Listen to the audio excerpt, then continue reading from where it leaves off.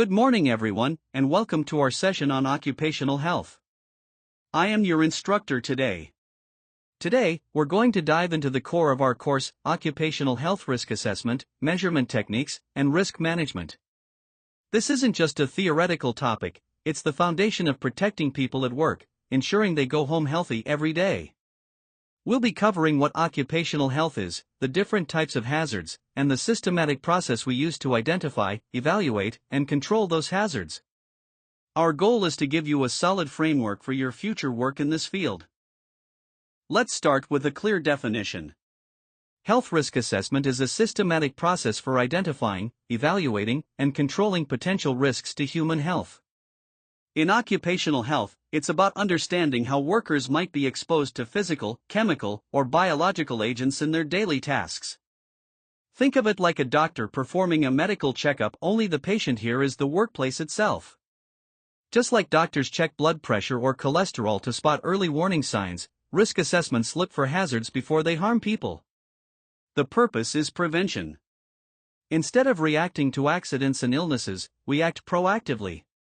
That means recognizing dangerous conditions, predicting their health effects, and putting safeguards in place early. A simple example: imagine a paint factory.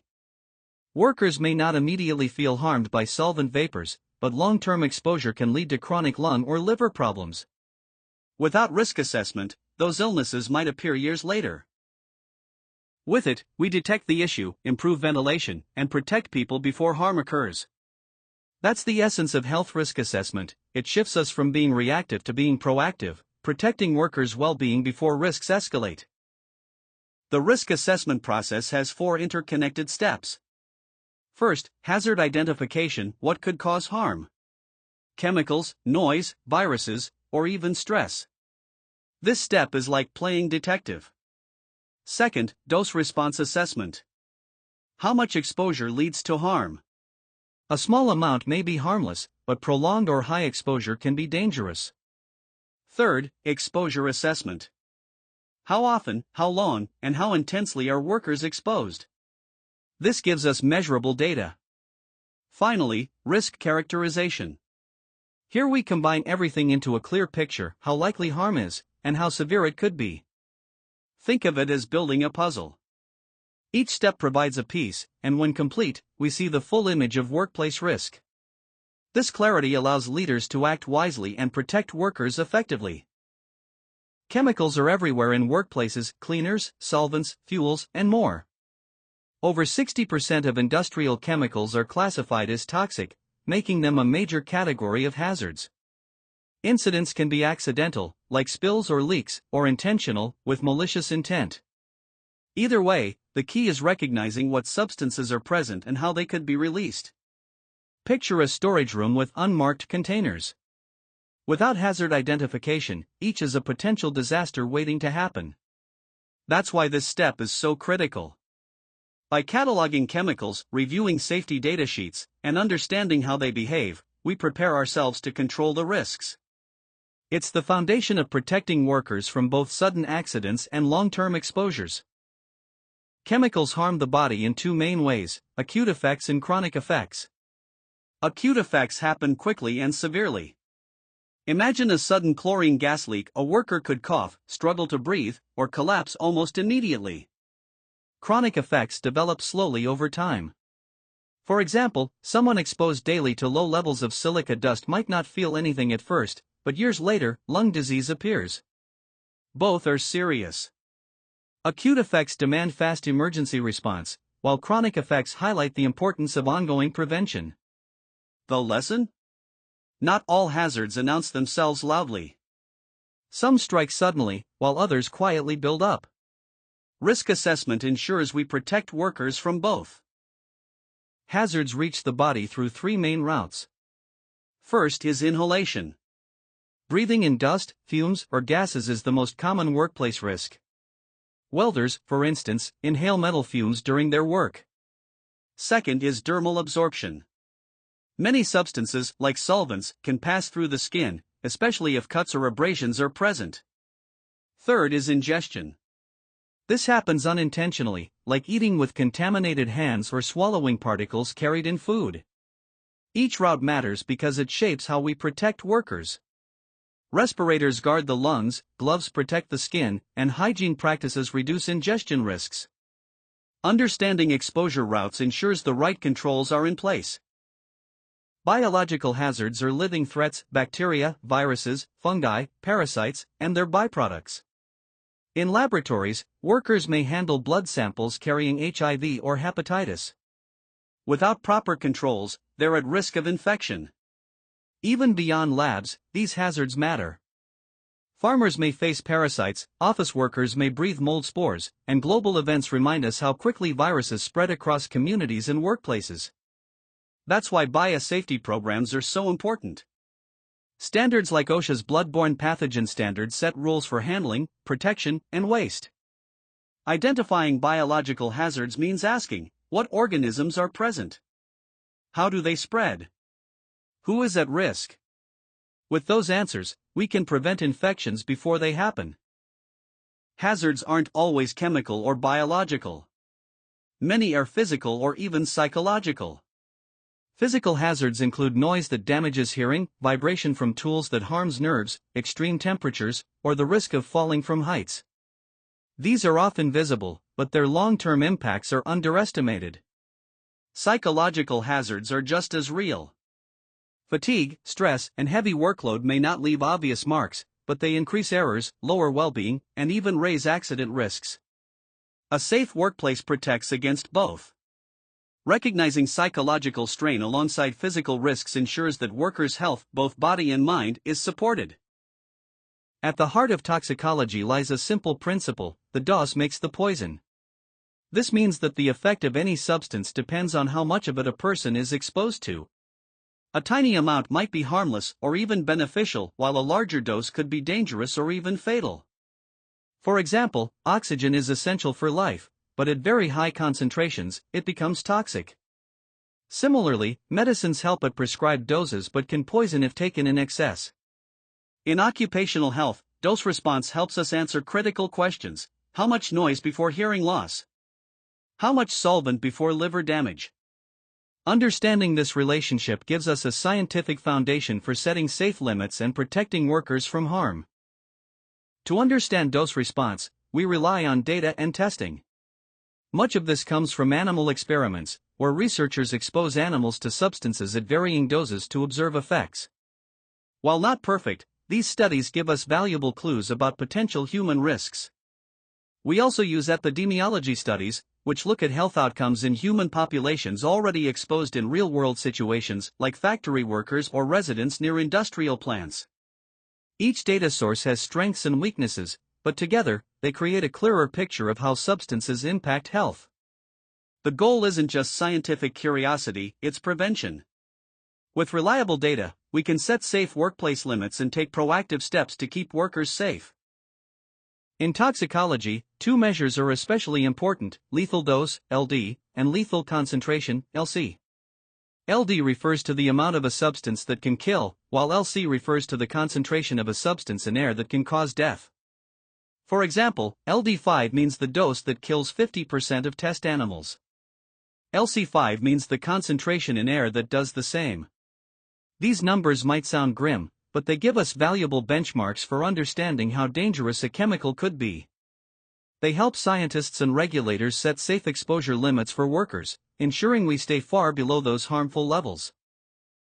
Toxicity isn't only about how much you're exposed to, it's also about how long. This is where the toxic load-response relationship comes in. Imagine being exposed to a high concentration of dust for a few minutes versus a lower concentration for hours. Both can add up to the same total toxic load. This principle explains why time matters. A short burst of high exposure can be just as harmful as a longer, lower-level exposure. By combining dose and duration, we can better predict risks and set protective limits. This model helps us design safe work schedules and control systems. One of the toughest challenges in toxicology is dealing with uncertainty. Animal studies don't perfectly match human biology, so scientists must carefully adjust when applying those results. A dose that harms a rat might affect people differently. To account for these differences, safety factors are built in, essentially adding a buffer of protection. For example, if a safe level in animals is found, regulators might set the human limit at 1/10 of that. These conservative margins help ensure worker safety, even with incomplete data. It's all about being cautious when health is at stake. After identifying hazards, the next question is, how much are workers actually exposed to? Exposure assessment bridges the gap between knowing a hazard exists and understanding the real risk. It looks at the intensity, frequency, and duration of exposure in the workplace. This step helps us compare actual exposure levels to established health standards. For example, are noise levels within safe limits? Are solvent vapors below permissible concentrations? Without this measurement, risk assessment is incomplete. Exposure assessment provides the numbers we need to make informed safety decisions. Since breathing is the most common way chemicals enter the body, measuring airborne concentrations is critical. This is often done with personal sampling pumps that workers wear, collecting air samples as they go about their job. Fixed monitors placed around the workplace can also detect levels of gases, dusts, or vapors. These measurements give us a snapshot of what workers are breathing in. By comparing the results with exposure limits, we can determine whether protective measures are needed. Air sampling is the frontline tool for protecting respiratory health in the workplace. To interpret exposure data, we use occupational exposure limits, or OELs. One key type is the threshold limit value, TLV, developed by scientists as guidelines for safe exposure. Another is the permissible exposure limit, PL, which is a legal requirement set by OSHA. Both TLVs and PLs are designed to identify levels at which nearly all workers can be exposed without adverse effects. By comparing workplace measurements against these limits, employers can immediately see whether conditions are safe or if urgent action is needed to reduce exposure. Not all risks are about long-term exposure. Some substances can cause harm in just minutes. That's why we use short-term exposure limits, STELs, 15-minute averages that protect against sudden, high exposures. We also have ceiling limits, C, which should never be exceeded, not even for a moment. These apply to highly dangerous substances, like chlorine gas, where even brief contact can be life-threatening. Together, STELs and ceiling limits make sure workers are protected not only from chronic health effects but also from acute, immediate dangers. Air samples tell us what's in the environment, but biological monitoring tells us what's actually inside the body. This involves analyzing blood, urine, or breath samples to detect chemicals or their breakdown products. For example, testing urine for lead or blood for benzene metabolites. Biological monitoring offers a direct measure of how much of a substance the body has absorbed. It's an invaluable complement to environmental monitoring and can reveal hidden risks, especially when individual differences affect how workers absorb or metabolize chemicals. Risk characterization is the big picture, the point where all the data comes together. Here, we combine hazard identification, dose response, and exposure assessment to describe the overall risk. The question is simple: given what workers are exposed to, what is the likelihood and severity of harm? This step transforms raw data into actionable insight, helping managers prioritize safety actions. Without it, the other steps remain pieces of a puzzle. Risk characterization gives us the completed picture. When we quantify risk, the approach depends on the type of hazard. For carcinogens, risk is usually expressed as a probability. For example, 1 in 10,000 workers might develop cancer from a lifetime of exposure. For non-carcinogens, risk is often measured by comparing exposure levels to a reference dose considered safe. If the exposure is below that dose, the risk is minimal. These numbers help us move beyond guesswork. Quantifying risk ensures decisions are based on clear evidence, not assumptions. Even the best risk assessment is useless if the results aren't communicated clearly. Workers, managers, and regulators all need to understand the risks and what actions are required. That means using straightforward language, avoiding technical jargon, and presenting findings in ways that support decision-making. Good communication empowers everyone, from frontline workers to executives, to take the right steps. After all, protecting health is a shared responsibility. Risk assessment doesn't end with a report. Ongoing health surveillance ensures that risks are being managed effectively. This involves regular medical checkups, hearing tests, lung function tests, or blood monitoring, depending on the exposure. The goal is early detection, spotting health changes before they become serious illness. Health surveillance not only protects individuals but also provides feedback on whether workplace controls are truly effective. Let's pause and imagine this: you're working in a factory, and suddenly, a strange odor spreads through the room. People start coughing, alarms sound, and confusion sets in. What happens next? That's where incident management comes into play. Even with the best safety measures, accidents can happen: a chemical spill, a gas leak, or machinery failure. The difference between chaos and control is preparation. Incident management is the roadmap that guides workers and managers through those critical first moments. It starts long before the incident itself. Preparation means training drills, clear evacuation routes, and ensuring every worker knows exactly what to do. When the unexpected happens, there's no time to flip through a manual, you need instinct and practice. Then comes the response: containing the hazard, protecting people, and making sure first responders have the right equipment. And once the danger passes, the recovery phase begins. Supporting affected workers, repairing damage, and most importantly, asking, what can we learn from this? Every incident is a lesson. By analyzing root causes, organizations get stronger, safer, and better prepared for the future. Incident management isn't just reacting, it's transforming crisis into resilience. Now that we've completed the risk assessment process, the natural question is, what do we do with all this information? That's where risk management comes in.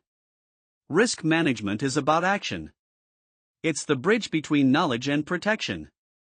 The principles are simple, but powerful. First, always aim to eliminate the hazard completely. If you can remove the chemical, replace the machine, or redesign the process, you've solved the problem at its root. But often, elimination isn't possible. That's when we move to substitution, engineering, administrative, and finally, personal protective measures. These steps, often known as the hierarchy of controls, provide a structured approach to risk reduction. Another key principle is proportionality. Not all risks are equal. Some require urgent action, while others may be minor and manageable. Good risk management prioritizes resources where they'll have the greatest impact. Finally, effective risk management is not a one-time event. It's continuous improvement. As work evolves, as new technology is introduced, and as people's needs change, so too must the safety strategies. In short, risk management turns assessment into meaningful, lasting protection. Think of risk control like a ladder. You always want to start at the top and only move down if absolutely necessary. This ladder is called the hierarchy of controls. At the very top is elimination. If you can remove the hazard entirely, the risk disappears. For example, if a toxic solvent is no longer needed in a process, simply stop using it. Next is substitution. Maybe you can't remove the hazard, but you can replace it with something safer. Instead of a harsh chemical cleaner, you use a biodegradable, non-toxic one. The third level is engineering controls. These involve redesigning the workplace, installing local exhaust ventilation, using noise barriers, or adding machine guards. The hazard might still be present, but workers are physically shielded from it. Then we have administrative controls. These are policies, training, or schedules that reduce risk. For example, rotating workers so no one is overexposed to noise or hazardous substances. Finally, at the bottom is personal protective equipment, or PPE. Gloves, goggles, respirators, they're essential, but they should always be the last line of defense. The hierarchy teaches us one truth: the higher up the ladder you go, the safer and more sustainable the solution. Let's take a closer look at administrative controls, which are often overlooked. These controls don't remove the hazard itself, but they change how people interact with it. Imagine a noisy factory floor. If you can't eliminate the machinery or block the noise with engineering controls, you might rotate workers so that no one spends an entire shift in the loudest area. That's administrative control in action. Other examples include training workers on safe practices, enforcing lockout/tagout procedures for machines, limiting the time workers spend in extreme temperatures, or introducing strict hygiene protocols to avoid accidental ingestion of chemicals. The strength of administrative controls is their flexibility. They can be implemented relatively quickly and at lower cost compared to engineering solutions. But there's also a challenge: they rely heavily on human behavior. If workers forget, rush, or ignore the rules, the control can fail. That's why administrative controls must always be paired with training, reinforcement, and strong safety culture. When applied well, they can significantly reduce exposure risks and act as a crucial middle layer in overall protection. When all else fails, we turn to the last line of defense: personal protective equipment, or PPE. PPE includes respirators, safety goggles, gloves, hard hats, hearing protection, and protective clothing. These items don't remove the hazard, they simply act as a shield between the worker and the danger. The beauty of PPE is that it can provide immediate protection against very serious hazards. For example, in a chemical spill, respirators and suits can mean the difference between life and death. In construction, helmets and harnesses protect workers from fatal falls. But PPE has limits. It can be uncomfortable, it requires training, and it depends on proper fit and consistent use. A poorly fitted respirator is almost useless. A worker who removes gloves for just a minute can still suffer chemical burns. That's why PPE should always be seen as the last resort, not the first solution. It's essential, but it should complement, not replace, other control measures. The key message: PPE saves lives, but only when chosen correctly, used properly, and supported by a strong safety culture. Safety isn't just about doing the right thing, it's also the law. That's where regulatory frameworks come in.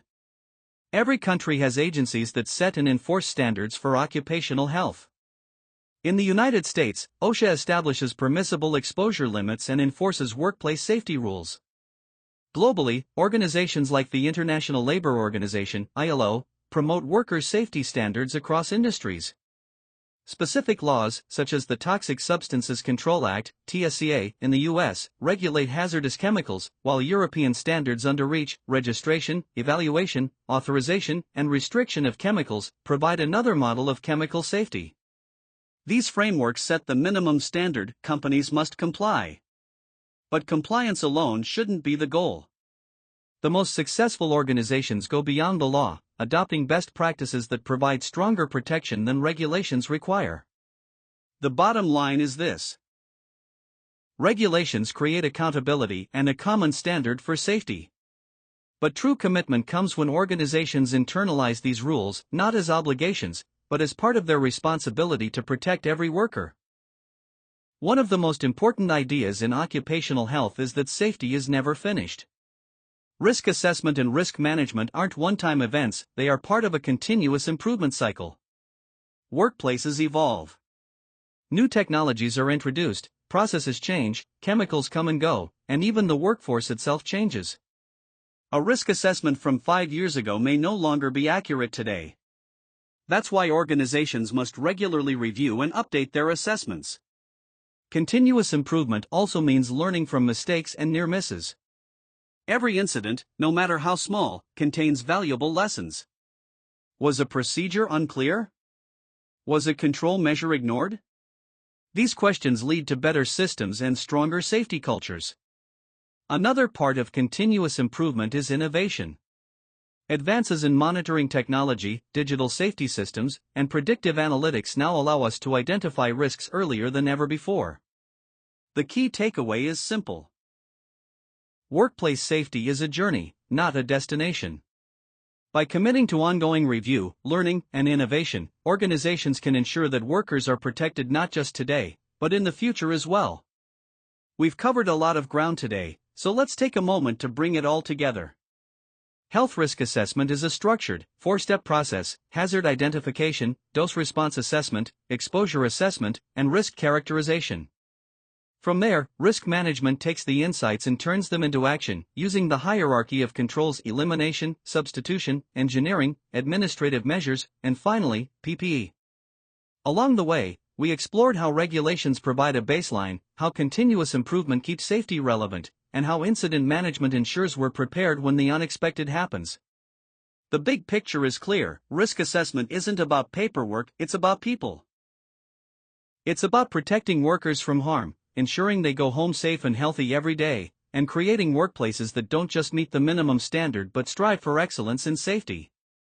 As we close, I want to leave you with this thought: every hazard identified, every risk assessed, and every control applied is one more step toward a healthier, safer workplace.